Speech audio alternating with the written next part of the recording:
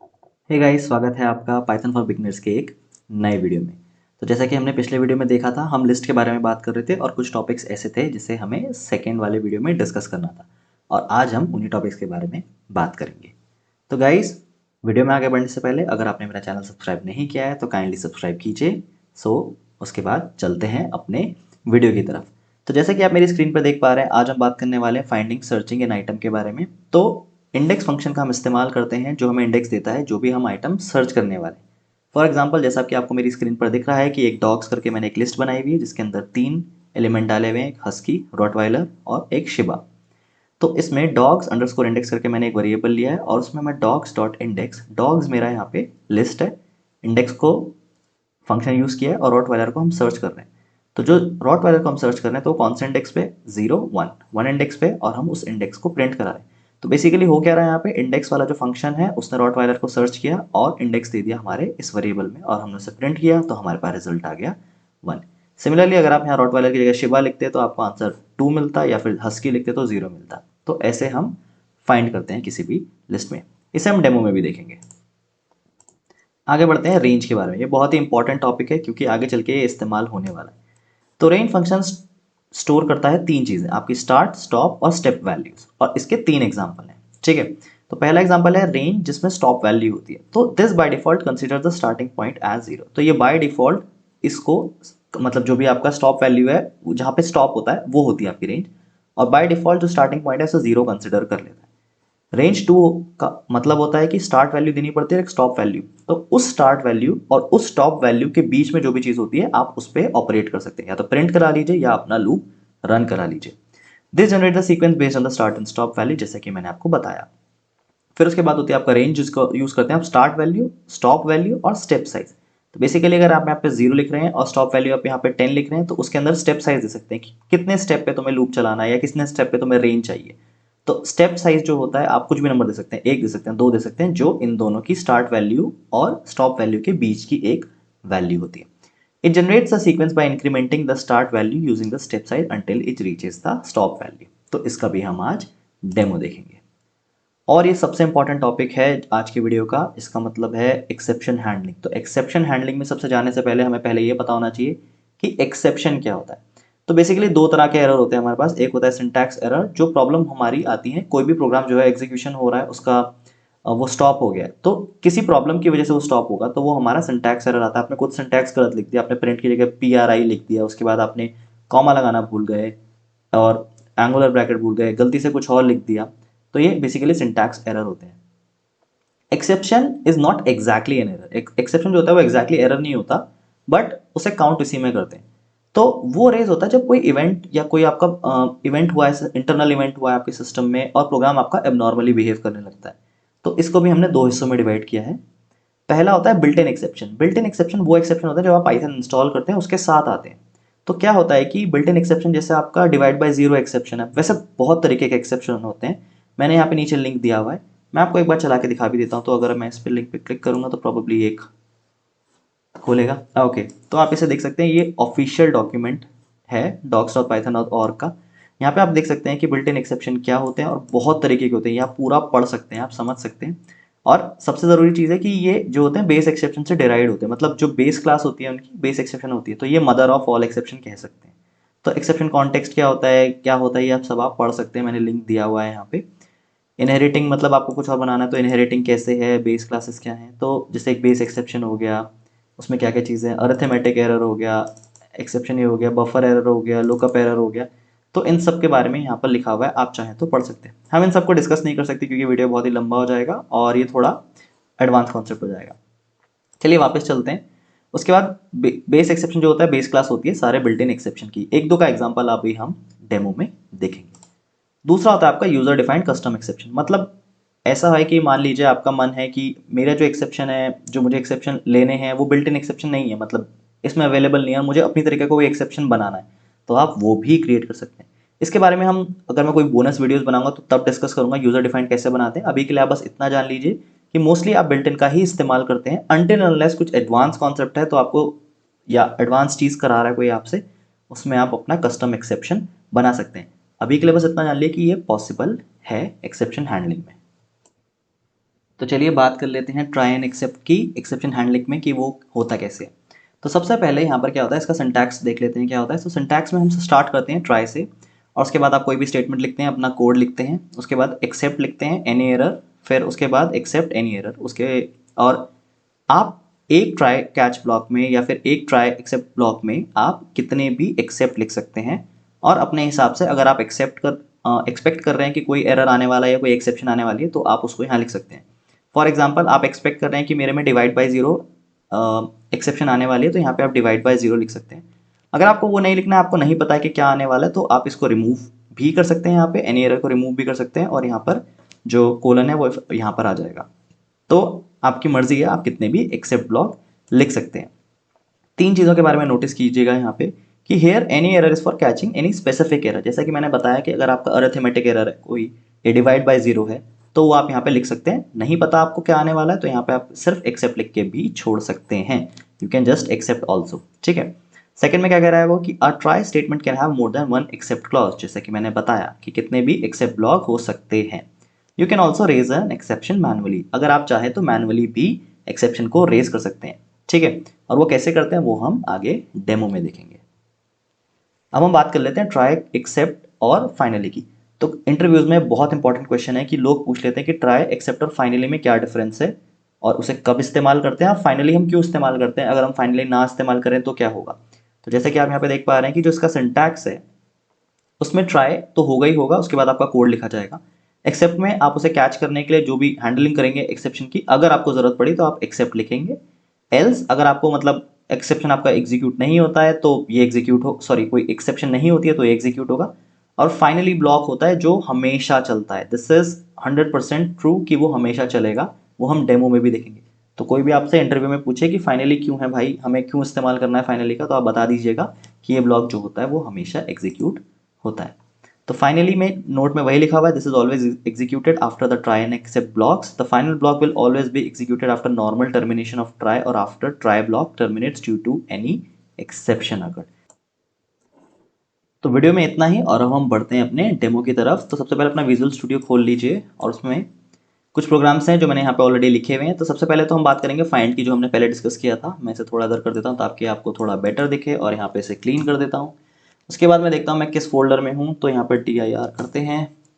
ये CMD है इसलिए मैं DIR कर रहा हूँ, तो यहाँ मैं देख रहा हूँ इसके अंदर, ठीक है। तो हम सबसे पहले चलते हैं लिस्ट के अंदर, यहाँ पर टैब हिट करते हैं और देखते हैं हम आ गए। परफेक्ट, सॉरी CD करना था 09।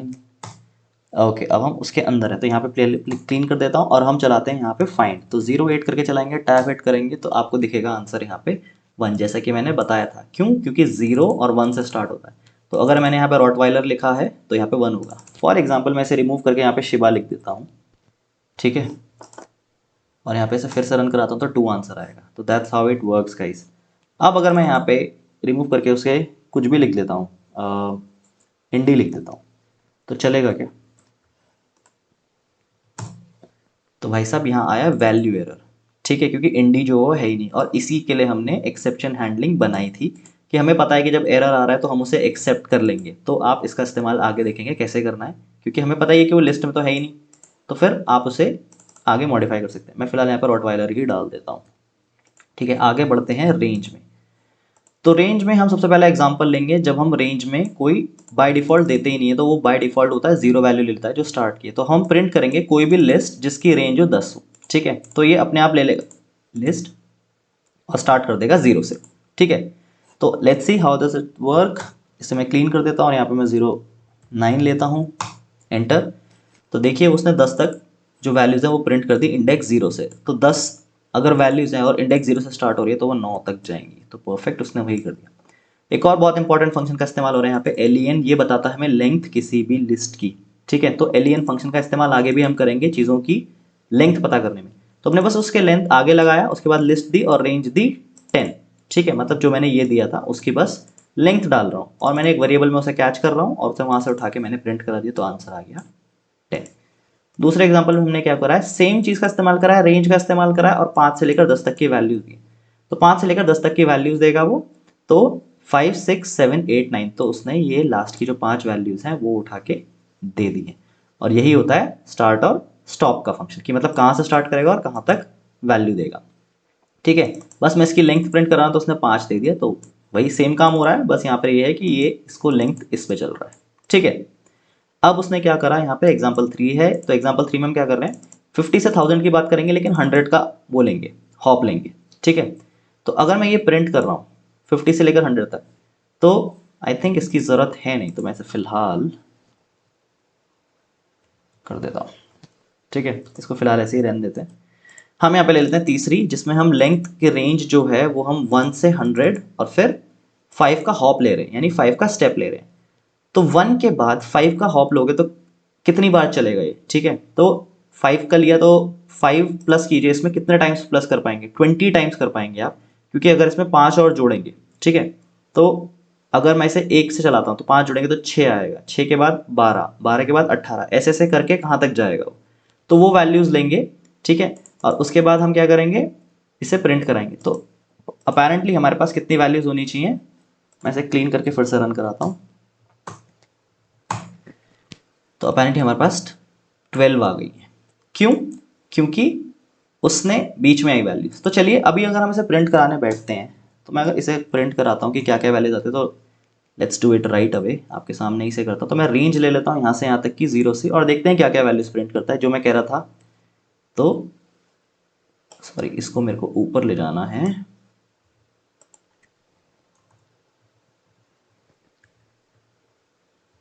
यहाँ पे मैं E3 की लेंथ ले रहा हूँ, यहाँ पर मेरे को इसे ब्रैकेट देना है, सेव कर देते हैं, let's run our program again. तो क्या कर रहा है, रेंज ही प्रिंट कर रहा है। तो अभी यहाँ पे जो रेंज है वो किस पे लगानी है, हमें लिस्ट पे लगानी है। तो अभी हम यहाँ पे लिस्ट लिखेंगे, उसके बाद ब्रैकेट स्टार्ट करेंगे, उसके बाद यहाँ पे एक ब्रैकेट बंद करेंगे, और अब हमारी जो रेंज होगी वो प्रिंट होगी, लेट्स सी। और यहाँ पे देखिए उसने 1 से हॉप लिया 6 तक का, फिर 11, फिर 16, फिर 21, फिर 26, ऐसे करके कर उसने 20 हॉप लिए 96 तक। तो इसलिए जो हमारी लेंथ है वो आई 20 तक। तो आई होप आपको ये चीज़ बहुत इंटरेस्टिंग लगी होगी और चीज़ समझ में भी आई होगी, ठीक है। तो ऐसे ही इस पर काम करना है गाइस। तो ऐसे हम रेंज पे काम करते हैं। रेंज का इस्तेमाल तब होता है जब हम लूप्स के बारे में पढ़ेंगे, फॉर लूप और वाइल लूप और जो भी लूप्स होते हैं इसके बारे में पढ़ेंगे, वो हम अगले वीडियो में देखेंगे। और रेंज उन्हीं पर मोस्टली हम काम करते हैं। तो बस आपको बस बेसिक कॉन्सेप्ट पता होना चाहिए कि रेंज कैसे काम करती है, और ये प्रोग्राम के थ्रू आप चला के दे सकते हैं। चलिए आगे बढ़ते हैं अब हमारे ट्राई कैच और सॉरी ट्राई एक्सेप्ट ब्लॉक की तरफ। मैं इसे क्लीन कर देता हूँ। तो सबसे पहले आप यहाँ पे बहुत ही सिंपल एग्जांपल, एक मैंने एनिमल्स नाम की एक लिस्ट बनाई हुई है जिसके अंदर मैंने 4 एनिमल लिखे हुए हैं, dog deer cat friends, sorry I mean snake. तो उसके बाद ट्राई, उसके बाद मैंने लिखा यहाँ पे कैट इंडेक्स, मैं एनिमल का इंडेक्स देख रहा हूँ जहाँ पर कैट है, ठीक है। तो कैट जो है मैंने यहाँ पे स्पेलिंग जो है डिफरेंट लिखा है, ठीक है। तो देखते हैं क्या होता है, क्योंकि कैट्स जो है वो यहाँ पर है ही नहीं, यहाँ पर कैट है, कैट्स नहीं है, ये एस का फर्क है यहाँ पे, ठीक है। तो है नहीं, तो वो एक्सेप्शन फेंकेगा। तो एक्सेप्शन जब वो फेंकेगा तो इसे, ये जो एक्सेप्ट है वो इसे पकड़ेगा और बोलेगा नो कैट्स फाउंड, और आप उस एक्सेप्शन को प्रिंट करा देंगे तो नो कैट्स फाउंड प्रिंट हो जाएगा। लेट्स सी, मैंने क्लीन ऑलरेडी कर दिया है, मेरे प्रोग्राम का नंबर है 1010, hit enter and you can see no cats found. क्यों, कैट्स उसे मिल ही नहीं रहा है। लेकिन अगर मैं यहाँ पे कैट लिख दूँ तो कैट ऑलरेडी है मेरा इसके अंदर, तो ये अब क्या देता है, उसने इंडेक्स दी थी सीधा, क्योंकि उसे एरर मिला ही नहीं। तो यही चीज़ होती है जो मैंने आपको पहले एग्जाम्पल में बताया था, जो मैं फाइंड करके बता रहा था कि क्या होता है कि उसने कैट को ढूंढा तो कैट मिल गया उसे, तो इसलिए उसने चला के दिखा दिया। लेकिन अगर मैं यहाँ पे कैट्स करता हूँ कंट्रोल एस, उसके दोबारा चलाता हूँ, तो उसे कैट्स मिलेगा ही नहीं, क्योंकि वैसा कुछ है ही नहीं मेरी लिस्ट में। तो बहुत ही बेसिक एग्जाम्पल है ट्राई और एक्सेप्ट ब्लॉक का, और आई होप आपको ये चीज़ समझ में आ गई होगी। अब इसे ही थोड़ा लेवल अप करते हैं और यहाँ पे देखते हैं ट्राई विद एल्स। तो एल्स के साथ इसे चला के देखते हैं, तो हम इसमें क्या कर रहे हैं। तो यहाँ पे एक एग्जाम्पल है, मैं इसे थोड़ा एक्सपैंड कर देता हूँ। तो ये लिख रहा है example of when you expect a specific any specific exception. जैसे कि मैंने बोला कि डिवाइड बाय जीरो जो होती है वो एक एक्सेप्शन होती है, बिल्ट इन एक्सेप्शन होती है, यूजर डिफाइंड नहीं होती, ऑलरेडी पाइथन इंस्टॉल करोगे तो उसके साथ आती है। तो यहाँ पर मैंने क्या किया, एक फंक्शन बनाया हुआ है डेफ से, जो आपको पहले मैं बता चुका हूँ वीडियोज में कि फंक्शन कैसे बनाते हैं, एक्स और वाई, ठीक है। तो अभी मैंने एक ट्राई लिखा है, यहाँ पे ट्राई ब्लॉक लिखा, उसके अंदर मैं कैच करा रहा हूँ, ठीक है। ये आप अपनी मर्जी से लिख सकते हैं, ये कोई कीवर्ड नहीं है। एक्स प्लस वाई हो रहा है यहाँ पे, और एक्स माइनस वाई हो रहा है, और वो डिवाइड हो रहा है, ठीक है। तो उसके बाद मैंने लिखा है एक्सेप्ट जीरो डिवीजन एरर। तो जीरो डिवीजन एरर एग्जिस्ट करता है, ये ऑलरेडी एक एरर है। देखिए आप इसका कलर देख रहे हैं, ये चेंज है। तो ये ऑलरेडी एग्जिस्ट करता है, बिल्ट इन एक्सेप्शन है। तो ये प्रिंट कर देगा कि भैया ऐसा है, इसका रिजल्ट 0 आ रहा है इसलिए एक्सेप्शन आ रही है, नहीं तो भैया सीधा कैच प्रिंट कर दो। ठीक है, अब मैं इसे कॉल मार रहा हूँ यहाँ पे, तो मैंने डिवाइड x बाय y को कॉल करा, मैंने वैल्यू दी 20 और 30। तो ये मेरा केस 1 है और ये मेरा केस 2 है। मैंने यहाँ पे 20 और 30 वैल्यू दी है x और y में, और यहाँ पे 30 और 30 दी है। तो पहले केस में मेरे साथ क्या होगा, पहले केस में 20 और 30 यहाँ पर जोड़ के कितना बना लेंगे 50, और 20 में से 30 माइनस करूंगा तो -10। तो 50 को आप -10 से करेंगे तो -5 आंसर आएगा आपका। ठीक है, और केस 2 में क्या होगा, 30 और 30 है तो पहले वाला 30 30 ऐड हो जाएगा, 60 आंसर आएगा, और उसके बाद 30 - 30 0 होगा। तो पहला तो चल जाएगा, पहला चिल है, उसमें कोई प्रॉब्लम नहीं होगी। दूसरे वाले में क्या होगा, डिवाइड बाय 0 एक्सेप्शन होगा और ये प्रिंट हो जाएगा। चलिए बढ़ते हैं अपने डेमो में। तो यहाँ पे क्लीन करता हूँ मैं इसे, और यहाँ पर हम 11 टाइप करते हैं, हिट एंटर, और यहाँ पे आपने देखा कि -5 आ गया, क्योंकि मेरा ये जो केस है पहले वाला ये है, माइनस हुआ। दूसरा उसने देखा कि 60 को डिवाइड से 0 हो रहा है, तो एक्स वाई रिजल्ट इन 0, तो यानी उसने 0 डिवीजन एरर था। हम पहले एक्सेप्ट कर रहे थे, तो हमने उसे डिफाइन कर दिया था कि हम एक्सेप्ट कर रहे हैं। आप ये वाले एग्जाम्पल में देखेंगे हमने यहाँ पे सिर्फ एक्सेप्ट लिखा है, हमने कोई एरर नहीं देखी, क्योंकि हम एक्सपेक्ट नहीं कर रहे किसी तरीके का एरर। हमें पता है एरर आने वाला है, पर इस तरीके का एरर कोई बना हुआ नहीं है, कोई एक्सेप्शन बना हुआ नहीं है। यहाँ पे ऑलरेडी बिल्ट इन एक्सेप्शन है तो हमने वही लिख दिया। अगर मैं ये ना भी लिखूं तो भी मेरा प्रोग्राम चलेगा, एक्सेप्शन थ्रो होगी, पर ये बस एक बनाने का तरीका है। तो आई होप आपको ये वाला एग्जाम्पल समझ में आया होगा।